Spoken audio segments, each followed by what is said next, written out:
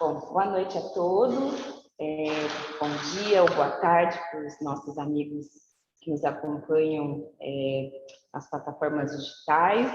É um prazer estar aqui, prazer estar com vocês. Para aqueles que não me conhecem, meu nome é Andréia, eu sou uma das companheiras, trabalhadoras aqui da casa, e é sempre muito bom estar aqui, principalmente numa noite friazinha dessas, todos que conseguiram sair, chegar, muito bom. Hoje nós vamos tratar de um tema, mas antes da gente chegar nessa parte, eu queria aproveitar e iniciar mostrando talvez nosso respeito, nosso agradecimento aos tradicionais custodians aqui da nossa terra, dessa terra maravilhosa que nós temos o privilégio de habitar, são os nossos irmãos aborígenes, e que eles possam receber nosso abraço, nosso agradecimento, por estarem já há tantos anos tomando conta desse território, nos permitir estar aqui compartilhando um pouco do espiritismo e das ideias cristãs de forma geral. Então, hoje, nós vamos tratar de um tema do capítulo 18 do Evangelho segundo o Espiritismo. E antes de iniciar, eu vou usar das palavras do nosso amigo Chico, que sempre menciona no início que o expositor não é a pessoa que sabe mais, né? Muito pelo contrário, é aquela pessoa que apenas ficou responsável por trabalhar o tópico e discutir com todos aqui. Engraçado que no sábado eu estava com alguns amigos e nós estávamos estudando o livro dos médiuns, e um dos comentários que foram feitos foi uma conversa entre Divaldo e Joana de Ângeles, e Divaldo pedia uma mensagem especificamente para ele. E na época ele já estava fazendo psicografias, e acho que ele estava num momento bastante triste, um pouco vulnerável, e ele queria uma mensagem especificamente para ele. E Joana diz: mas Divaldo, todas as mensagens que você psicografa, primeiramente são para vocês. Primeiramente é para você. Então, acho que o expositor é um pouco daquela pessoa que primeiro a mensagem precisa ser filtrada, refletida, trabalhada, para depois você conseguir compartilhar com os outros a forma como você consegue interpretar. Então, eu espero conseguir compartilhar com vocês dessa forma. Desculpa, eu falei capítulo 18, é capítulo 21, o item 9. E eu trouxe algumas referências para a gente conseguir abordar aqui hoje, sendo elas o Evangelho, da onde a passagem foi retirada, um pouquinho do livro dos médiuns, os expoentes da codificação espírita, um livro muito fantástico, psicografado pelas mãos carinhosas do Robson Pinheiro, que chama Pelas Ruas de Calcutá, ditado pelo espírito da Maria Teresa de Calcutá. Então, um livro muito bacana, bem prático, bem enfático, e eu achei uma passagem já de um tempo que eu fiquei com ela na cabeça. Se der tempo, eu vou compartilhar com vocês. Agora, existem várias maneiras da gente abordar um diálogo, uma conversa sobre o Evangelho. Esse capítulo 21, é o capítulo que diz: haverá falsos cristos e falsos profetas. É um capítulo fantástico que provavelmente fala muito do momento em que nós estamos vivendo. Para poder abordar hoje, ao invés de focar especificamente no capítulo, eu resolvi dar um certo contorno, porque existem outros aspectos importantes que talvez a gente não tenha ainda muito claro. E pode ser que, se a gente conseguir esclarecer um pouco esses assuntos, fique mais fácil a gente compreender o tema de hoje. Então, eu vou falar rapidamente sobre a codificação, sobre Erasto, para depois começar a falar dos profetas, das suas missões, e, por fim, dos caracteres do verdadeiro profeta, que é especificamente o item 9, que é o que nós ficamos responsáveis de discutir hoje. Eu achei importante a gente falar um pouquinho da codificação, porque nós entendemos que Kardec trabalhou com uma série de médiuns particularmente médios que estavam localizados na França. Então, Kardec, como nós referimos o codificador da doutrina espírita, ia por viagens, recolhendo mensagens ou recebendo mensagens em suas casas, em sua casa. Vinha por cartas. Muitas delas ele recebia o auxílio da sua esposa, Amélie, para conseguir praticamente organizar de uma forma pedagógica, de uma forma racional e lógica, uma estrutura que nos permitiu hoje entender ser a estrutura da codificação espírita. Eu falo isso por quê? Porque algumas pessoas às vezes pensam que foi Kardec que escreveu o livro, os livros, que redigiu. E não foi dessa forma. Ele apenas compilou de uma forma que pudesse seguir uma sequência lógica. Um desses livros é o Evangelho segundo o Espiritismo, que foi o terceiro livro da codificação espírita, publicado em Paris, em abril de 1864. Esse livro tem como principal objetivo guiar os espíritas para o caminho da moral. Então, é puramente um estudo das passagens bíblicas, das passagens do Cristo, e os espíritos vêm interpretar essas passagens e, de certa forma, adicionar formas de interpretar que possam não estar ainda interpretadas em outras religiões que também se denominam cristãs. Então, o Evangelho segundo o Espiritismo, talvez de todos os 5 livros que levam o nome de Kardec, é o mais importante. Pelo menos para mim é o mais importante. É aquele que consegue falar com o meu coração. É aquele que consegue me impulsionar a ser melhor, a trabalhar diretamente na minha reforma. E quando a gente começa a estudar o livro do Evangelho segundo o Espiritismo, vocês podem reparar que os capítulos, eles se iniciam com uma passagem direta do Novo Testamento, do Novo ou do Velho Testamento. Aliás, só do Novo Testamento. E logo depois tem uma interpretação, e alguns desses capítulos têm o que eles chamam de instruções dos espíritos, que são mensagens diretas ditadas pelos espíritos que trabalharam com os médiuns que trabalhavam com Kardec. Então, quando a gente começa a ler o Evangelho, muitos nomes começam a aparecer, nomes que a gente às vezes nem sabe, e inclusive anônimos, espíritos que não divulgaram os seus nomes. Eu falo isso por quê? Porque nós temos nomes como São João Evangelista, Santo Agostinho, São Vicente de Paula, São Luís, o Espírito de Verdade, que nós entendemos ser o Espírito de Jesus, auxiliado por uma pleiade de outros espíritos, Sócrates, Platão, Fenelon, Franklin, Swedenborg, entre outros. Esses nomes que eu ditei aí são os nomes que se encontram diretamente no promelógio do Livro dos Espíritos. Então, logo depois das primeiras páginas, ainda antes da introdução, esses nomes assinaram a carta inicial que abre o Livro dos Espíritos. Agora, entendendo que esses livros, Livro dos Espíritos, o Evangelho segundo o Espiritismo, são livros que foram ditados por espíritos que trabalhavam com esses médiuns, é importante talvez entendermos quem são esses espíritos. Por que nós estamos lendo e entendendo mensagens que venham diretamente desses espíritos?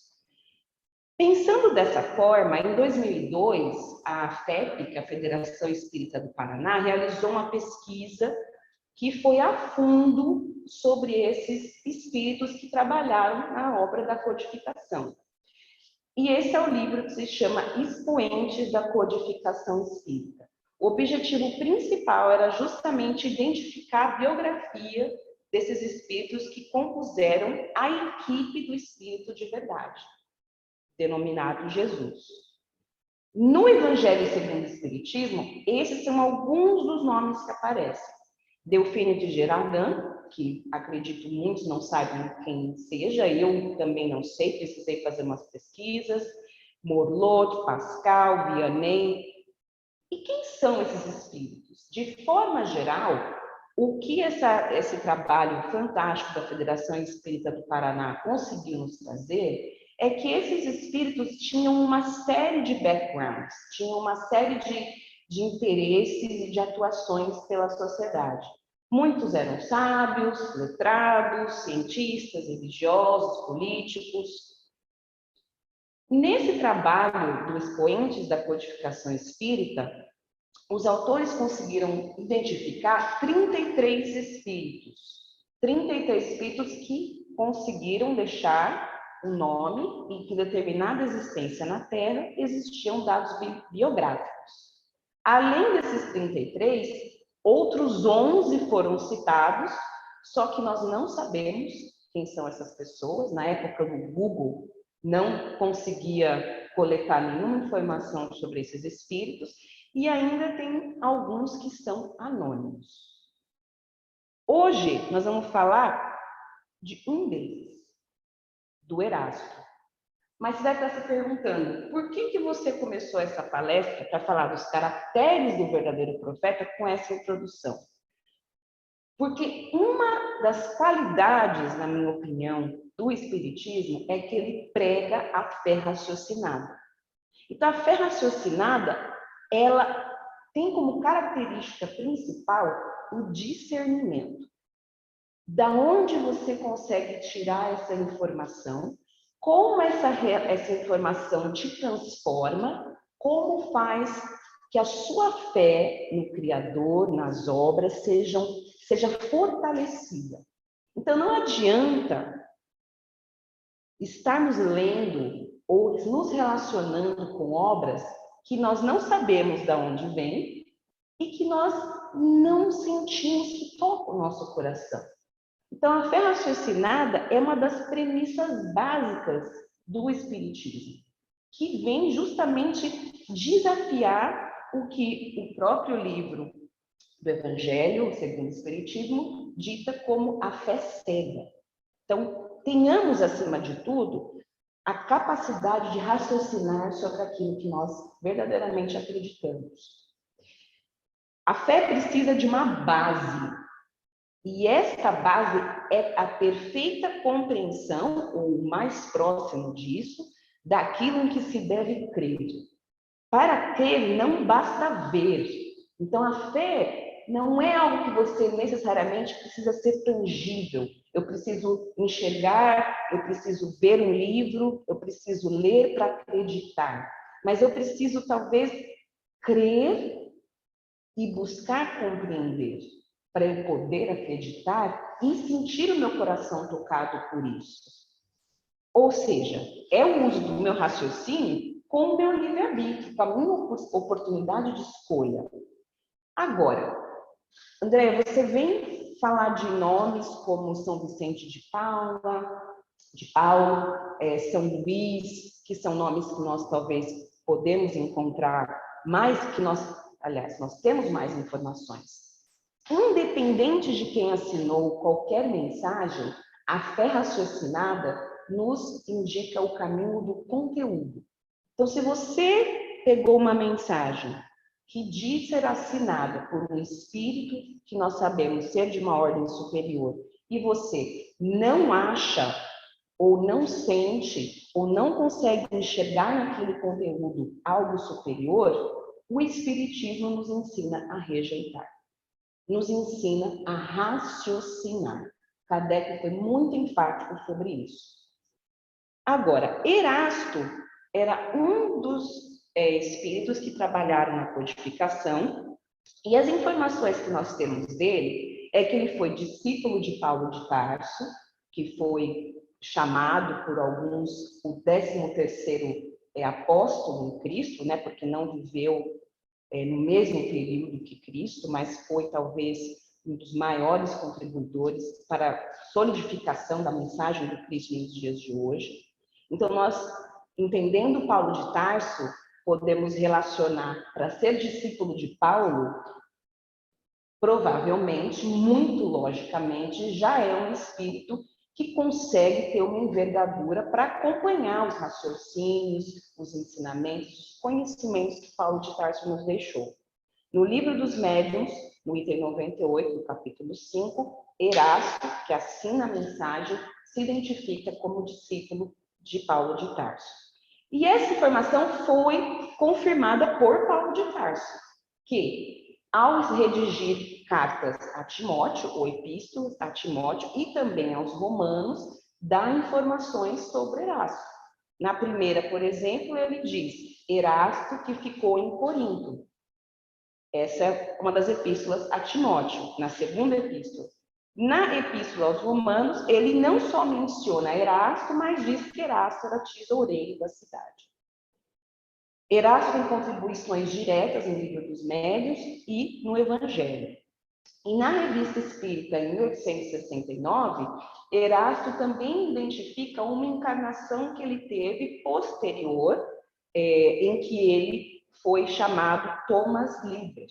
E Thomas Liber era alemão, médico, filósofo e teólogo, e ele foi conhecido por desafiar algumas das medidas presbiterianas, protestantes da época, ainda muito associadas às teorias calvinistas. Mas o mais importante da vida de Thomas Liber foi que ele era muito bondoso com seus estudantes, principalmente com seus estudantes mais pobres. Então, ele estava sempre dispensando recursos financeiros para que aqueles que não conseguissem acesso à educação pudessem assim fazer na época em que ele estava encarnado. Erasto, de acordo com Kardec, era um espírito superior que se revelou mediante comunicação de ordem elevadíssima. E é de Erasto essa frase que acredito que muitos já devem ter ouvido. Melhor é repelir 10 verdades do que admitir uma única falsidade, uma só teoria errônea. Então, é de Erasto que nós vamos falar hoje, da mensagem que Erasto deixou para os médiuns e para Kardec, que foi incluída na codificação, especificamente no capítulo 21 do Evangelho. Agora, buscando então raciocinar sobre o pensamento de Erasto e da mensagem como ele quis deixar, precisamos entender o que se entende por profetas. Porque falou-se, haverá falsos cristos e falsos profetas. E a mensagem de hoje é os caracteres do verdadeiro profeta.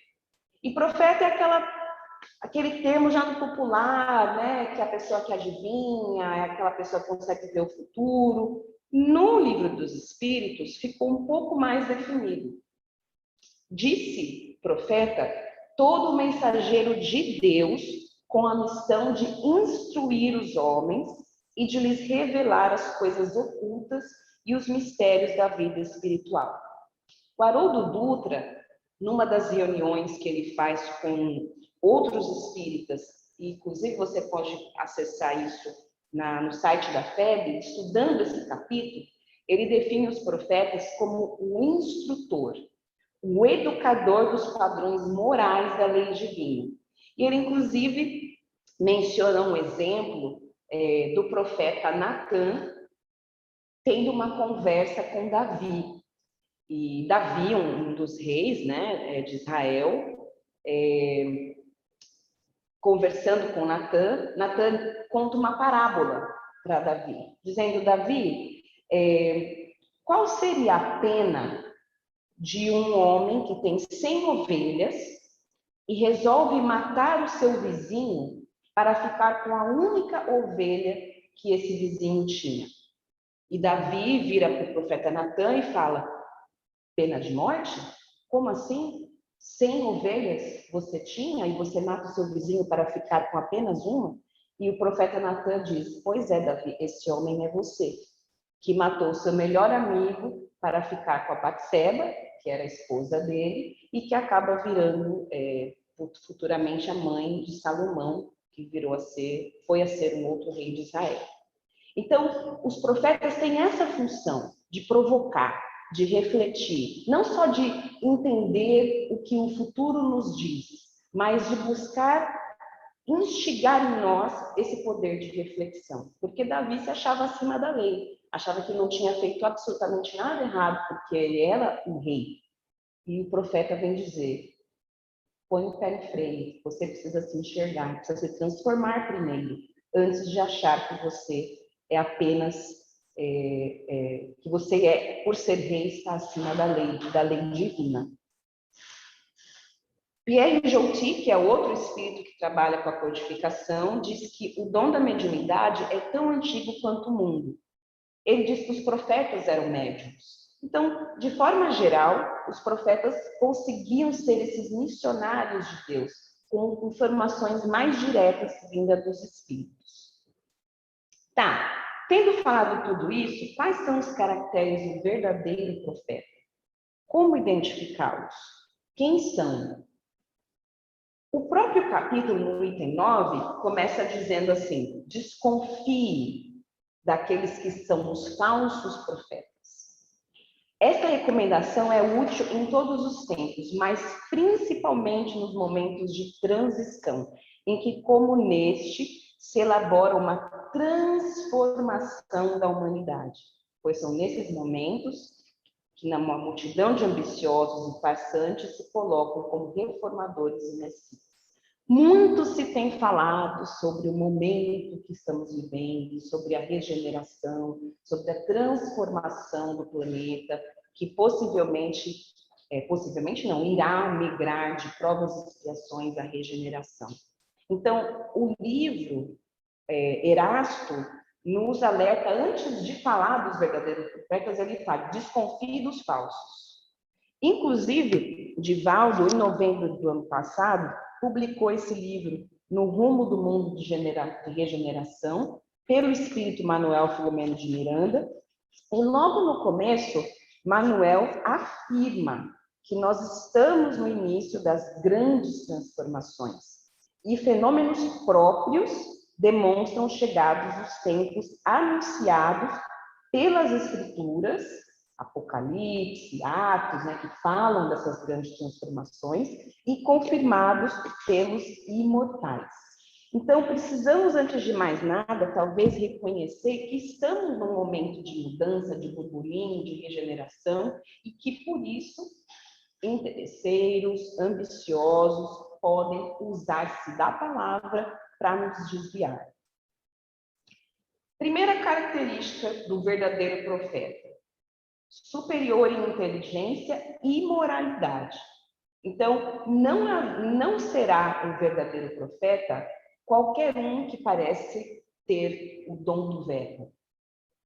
Será muito fácil identificar pela sua inteligência superior e pela sua moralidade. O Haroldo Dutra também menciona que o falso profeta precisa de um certo marketing para se promover. Então, ele é muito mais um entretenimento, do que ação, do que moral. Segunda característica, é pelo resultado e pela fluência da sua moral que você identificará o verdadeiro profeta. Assim sendo, concluiremos que o verdadeiro missionário de Deus deve justificar a sua missão pela sua superioridade, pelas suas virtudes, pela sua grandeza. Em uma palavra, pelas suas ações. Terceira característica: o verdadeiro profeta não sabe que o é. O verdadeiro missionário de Deus não se acha missionário de Deus. É uma das únicas considerações que ele nos faz. Ele ignora. Ele cumpre o que foi chamado a fazer pela força do seu próprio gênio, secundado pelo poder oculto que o inspira e dirige. Que foi o que a Mônica muito belamente fez aqui na semana passada com a exposição de São Francisco. Ele de maneira alguma se intitulava missionário de Deus, de maneira alguma se achava superior. Ele simplesmente estava fazendo o que o seu coração mandava, o seu chamado. Então, os missionários, os profetas, os verdadeiros profetas têm essa característica também. Eles se revelam pelos seus atos e são descobertos pelos outros. Então, São Francisco foi descoberto.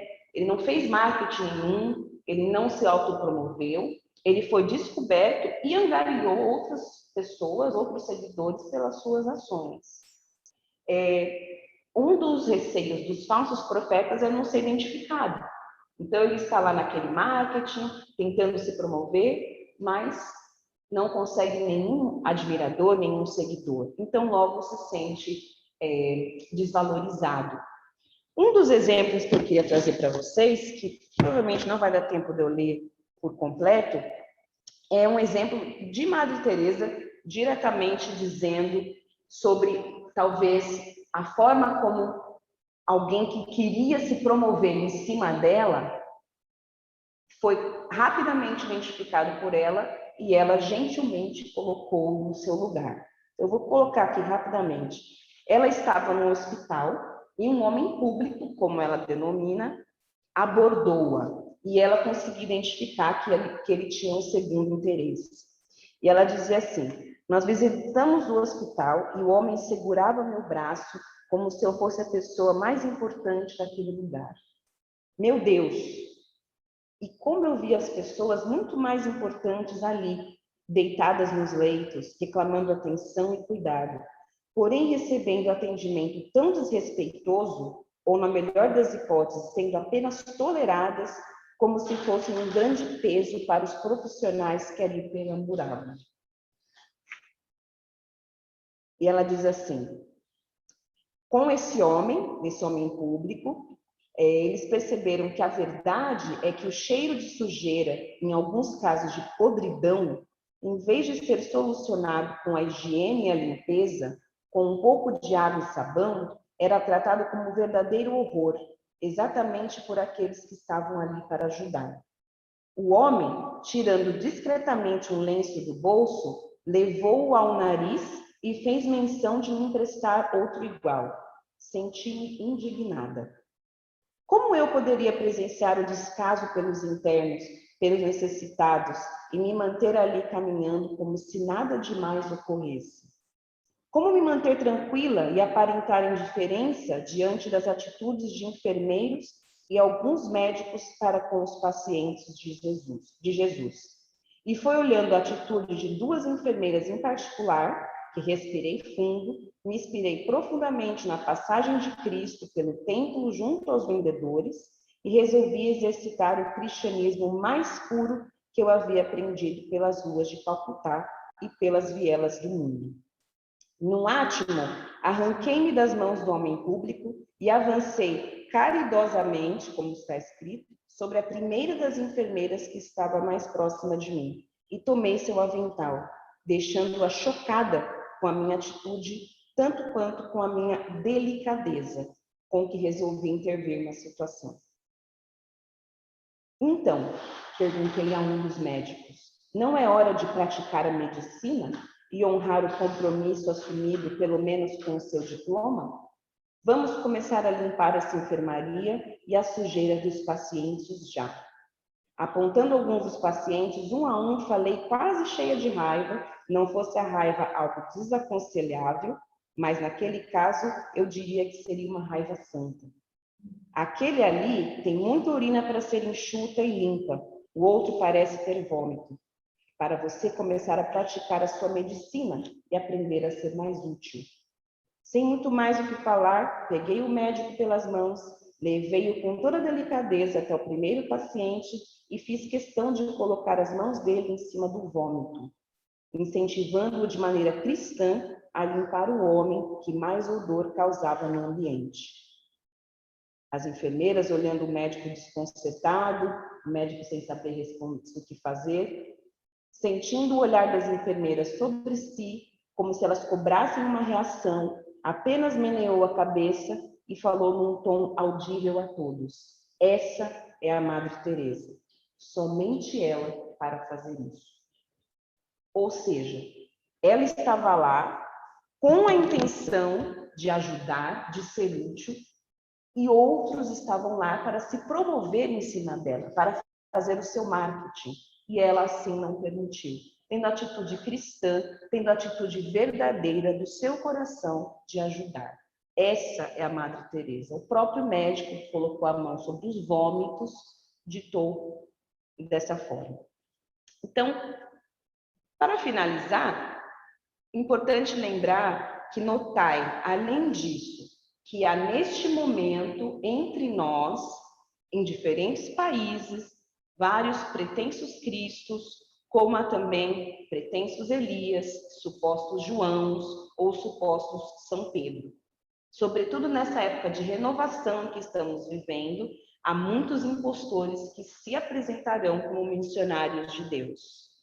E eu fico perguntando, por que será que essa mensagem é talvez tão relevante para os nossos momentos? Não só pela transformação e renovação do nosso planeta, mas pelo papel que talvez nós precisamos exercer em não sermos falsos profetas. Porque muitas vezes achamos que os falsos profetas são as pessoas de destaque, aqueles que estão ali tentando nos atingir. É nossa responsabilidade ter o discernimento e garantir que nessa época de desinformação, de fake news, que nós não vamos também ser falsos profetas. Qual é o órgão do corpo que o falso profeta mais utiliza para propagar as suas ideias?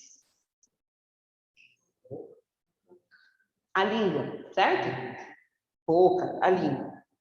E eu digo para vocês essa mensagem de André Luiz, na Apostilas da Vida, pela psicografia de Chico Xavier, que diz: não obstante pequena e leve, a língua é indubitavelmente um dos fatores determinantes no destino das criaturas. Ponderada, ela favorece o juízo. Leviana, ela descortina a imprudência. Alegre, ela espalha o otimismo. Triste, ela semeia desânimo. Generosa, ela abre caminho à elevação. Maledicente, ela cava despenhadeiros. Gentil, provoca o reconhecimento. Atrevida, atrai o ressentimento. Serena, produz calma. Bondosa, auxilia sempre. Descaridosa, fere sem perceber. Educada, auxilia a todos. Inconsciente, gera desequilíbrio. Então, meus irmãos, atentos com os falsos profetas do mundo e talvez com as características de falsos profetas, sendo essas o orgulho, a ambição, que ainda existem dentro de nós. Então, essa era a mensagem de hoje e eu gostaria de finalizar com uma prece, convidando também o pessoal de casa para nos acompanhar na prece. Se tiverem água, podem colocar perto, que os amigos espirituais, independente de onde estejam, vão nos auxiliar com a magnetização da água.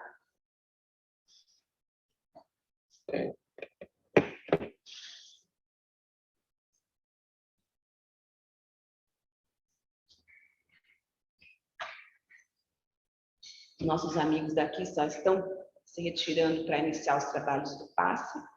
Nós vamos iniciar aqui com a prece. Finalizar aqui com a prece.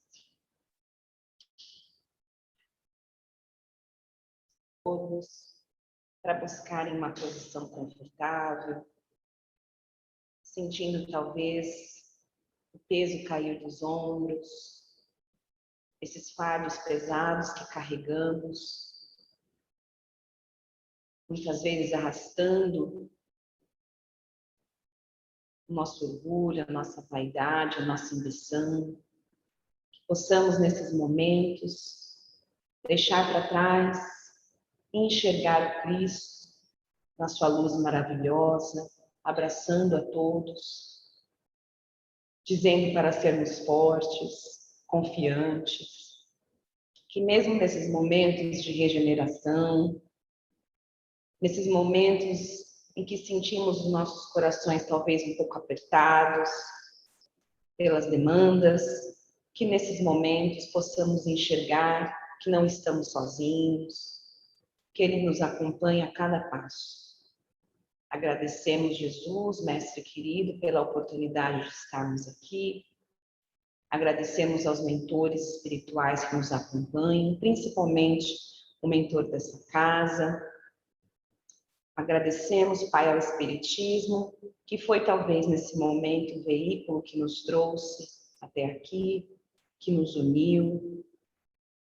Que possamos, Pai, no dia de hoje, ter tido nossos corações tocados, que possamos refletir sobre as mensagens do Evangelho segundo o Espiritismo, principalmente as mensagens relacionadas aos momentos em que vivemos na atualidade. Que o Senhor nos abençoe, nos ampare e nos ilumine sempre. Que assim seja, graças a Deus.